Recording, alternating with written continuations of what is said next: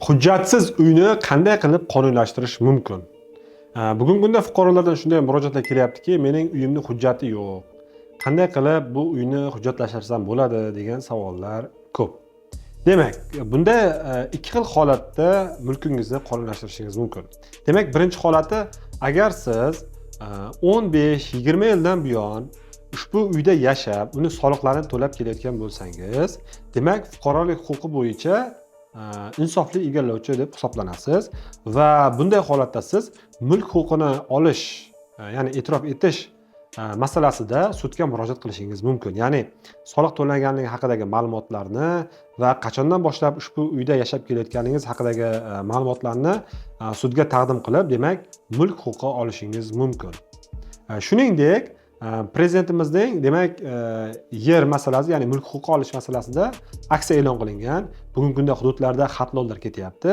Demak, 2018-yilgacha qurilgan uylar bo'lsa, ya'ni sizning uyingiz 2018-yilgacha qurilgan bo'lsa, mana shunday holatda uyingizga demak mulk huquqi olishingiz mumkin. Boshqa holatda mulk huquqi olish masalasi juda qiyin masala. Demak, fuqarolar, ya'ni kadastr xodimlari tomonidan 2018-yildan oldin qurilgan uylarga noqonuniy qurilma deb jarima qo'llash holatlari ham yuz beryapti. Demak, mana shunday holatlar noqonuniy. Bu haqida Adliya vazirligi Oliy sudga ham murojaat qilgan. Ya'ni prezident tomonidan belgilangan o'sha aksiya doirasida fuqarolarga mulk huquqi e'tirof etilishi mumkin.